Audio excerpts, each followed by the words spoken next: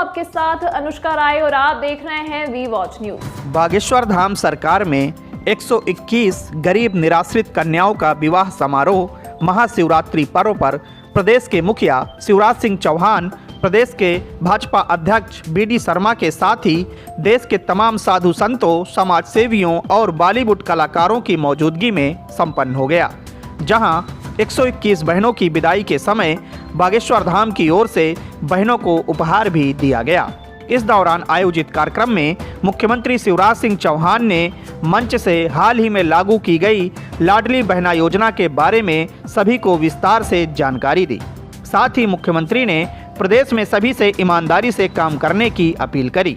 बागेश्वर धाम पीठाधीश्वर आचार्य धीरेन्द्र कृष्ण शास्त्री ने कहा कि मैंने अपनी बहन की शादी में हुई कठिनाई को स्वयं महसूस किया है और जब बहन शादी योग्य हो जाए और आपके पास धन नहीं होता है तो शादी में क्या समस्या आती है, ये मैंने स्वयं देखा है। ये सोचकर ही अब मैंने गरीब निराश्रित बहनों की शादी करवाने का संकल्प लिया है, जिसके तहत महाशिवरात्रि पर 121 गरीब निराश्रित कन्याओं का शादी समारोह संपन्न करवाया गया है और उन्हें दैनिक उपयोग की चीज़ों का उपहार भी दिया गया है। इस दौरान बागेश्वर धाम पीठाधीश्वर आचार्य धीरेन्द्र कृष्ण शास्त्री ने कार्यक्रम में आए सभी संत महंत, प्रदेश के मुखिया शिवराज सिंह चौहान सहित सभी का आभार व्यक्त किया। वहीं जल्द ही बागेश्वर धाम में कैंसर हॉस्पिटल खोले जाने की भी सभी को जानकारी दी। बहरहाल देश विदेश में मशहूर हो चुके बागेश्वर धाम बालाजी सरकार के पीठाधीश्वर धीरेन्द्र कृष्ण शास्त्री के जीवन से सभी को प्रेरणा लेनी चाहिए कि अपने बुरे समय को कभी भी कोई न भूले। अगर प्रत्येक व्यक्ति अपने बुरे समय को याद कर लोगों की मदद करने का काम करे तो एक स्वस्थ समाज का निर्माण हो सकता है। छतरपुर से भरत यादव की रिपोर्ट।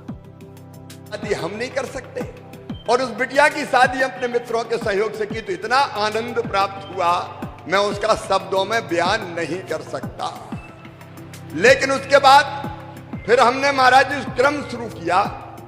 हमारे क्षेत्र की जो निर्धन बेटियां थी उनके विवाह का मित्रों के सहयोग से, और मुख्यमंत्री बनते ही महाराज जी सबसे पहली योजना मैंने कोई बनाई तो उस योजना का नाम था मुख्यमंत्री कन्या विवाह योजना।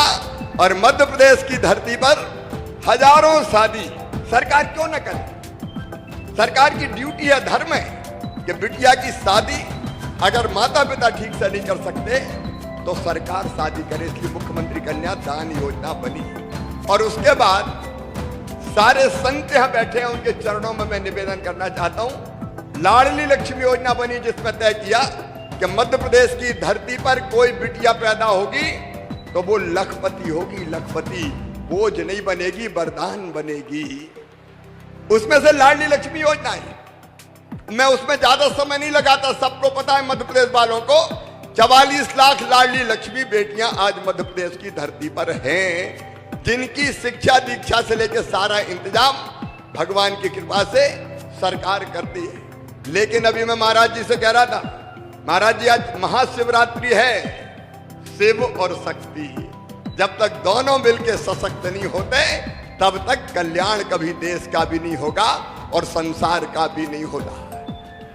इसलिए एक भाव मेरे मन में आया कि हमारी बहनें सशक्त होनी चाहिए, क्योंकि बहनें सशक्त तो प्रदेश सशक्त, प्रदेश सशक्त तो देश सशक्त। और फिर हम भी तो भैया है, जब बेटियों के मामा भय तो बहनों के भैया भय के नहीं भय, तो बहनों के भैया है।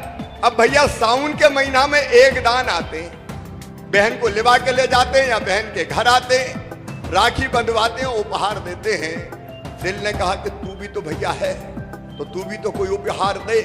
लेकिन मुझे लगा कि साल में एक बार देने से काम नहीं चलेगा, और इसलिए एक योजना मैंने महाराज जी को बताई। एक योजना और बन गई, लाडली बहना योजना। अब हर गरीब बहन जो मध्य प्रदेश की निवासी है उनके खाते में हर महीना 1000 रुपया डाला जाएगा, साल में 12,000 रुपया। और उस रुपया का उपयोग बेटा बेटी को दूध पिलाने में करेगी, फल खिलाने में करेगी, सब्जी खिलाने में करेगी, परिवार को मजबूत बनाएगी। कभी पतिदेव को भी जरूरत पड़ गई तो आज तो वो मांगने वाली है, दे दो 100 रुपया 200 रुपया।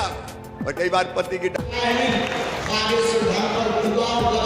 कामना मिलेगी, बहुत जल्दी कैंसर हॉस्पिटल भी बनेगा।